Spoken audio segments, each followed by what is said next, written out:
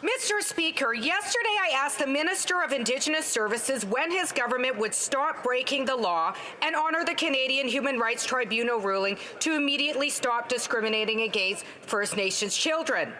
This was followed by 10 seconds of silence and then story time.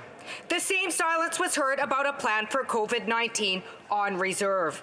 Mr. Speaker, when will the minister follow the rule of law, honour the tribunal ruling, and stop discriminating against First Nations children? Honourable Prime Minister. We strongly agree we must compensate Indigenous children harmed by past government policies. It must be done in a way that is both fair and timely to further healing.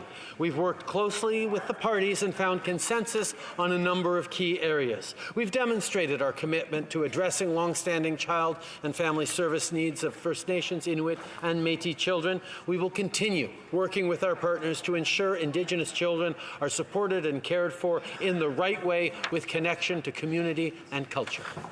The Honourable Member for Timmins James Bay. Really? You know, this past week, a little child from Attawapiskat had to be flown to Kingston because of the damage that tap water is doing to her body. And a little boy in Saskatchewan suffered horrific burns. And the only thing the medical clinic could do was to send him home, because that's the face of third world health in the north. So when the Prime Minister doesn't even bother to give a permanent seat to his Indigenous Service Minister at his COVID-19 table, you know what Indigenous people know? They know they're going to get a third world response. Does this Prime Minister have any clue what COVID-19 is going to do when it hits the overcrowded reserves in northern Canada?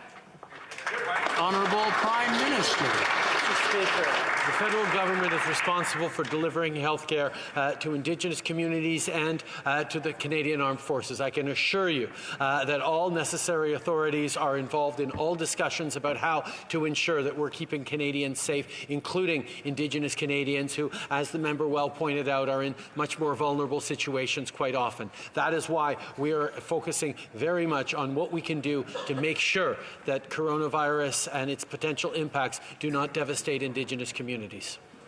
The Honourable Member for Châteauguay-Lacolle. Thank you, Mr. Speaker.